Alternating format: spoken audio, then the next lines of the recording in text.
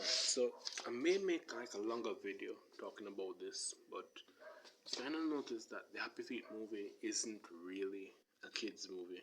It's actually one of the darkest movies I've seen. I recently watched it again with my son and daughter, and I noticed that Happy Feet is actually one of the when you look at it through adult eyes, if you're looking at what you're really seeing, there's a lot of underlying themes there that are really heavy if you really look at it. All right, let's kind of unpack some of them here. So, Mumble, the main character in Happy Feet, right? I've noticed that um, he is almost stand-in for autism, especially the whole thing with him doing the tap dance singing, so the singing, stuff like the theme of death when uh, Gloria, um, I think that's the name of the female lead. When Gloria was little and she saw Mumble's egg and it hadn't hatched it, she actually asked if she could have it.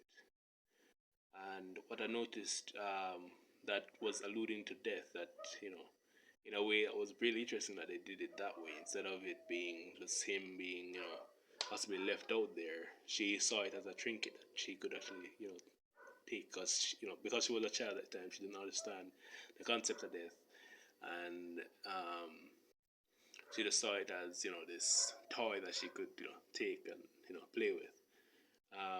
Also, the thing of parental expectations, guilt, also with Mumble's father Memphis having caused him, whether intentionally or unintentionally, because he didn't, um, we don't know conclusively that that's what caused Mumble to be the way he is, but we do see that after uh, he dropped the shell, he dropped the egg.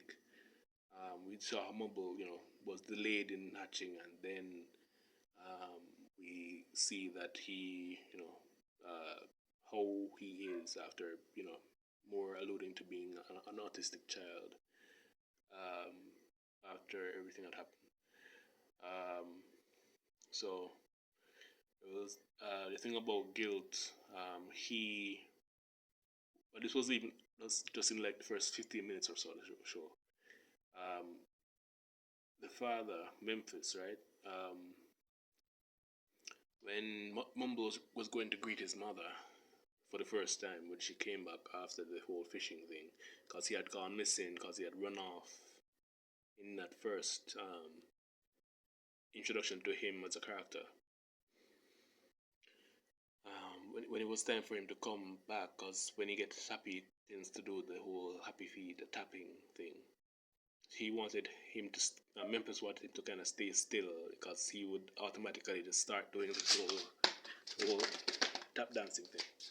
I noticed that also, and that kind of shows the relationship that they would eventually go to have, the whole strange relationship of him wanting Mumble to kind of contain himself rather than act like how he is naturally. So, but there's a lot more to unpack in this story. Even when Mumble first met the other birds, and they wanted to kidnap him, not kidnap to eat, but kidnap him in the sense of him trying to appeal to their better nature and uh, you know trying to get the same grace, you could say, that they got well, the one that got when he first interacted with the humans, and they probed him and put the thing on his leg, the orange thing, the yellow badge on his leg, and Mumbo was trying to appeal to their better nature that he wasn't killed, so if they could like give him a chance and not kill him, but they were intent on getting lunch that day. Wow, but there's a lot. It's a lot. Even in the way how Just kind of riffing here. I'm not using a script. I'm just like going back through in my head because I did like I do have like a script written out, but I'm not just kind of going through what I could like do a whole video on here. Um, even the idea of mumble.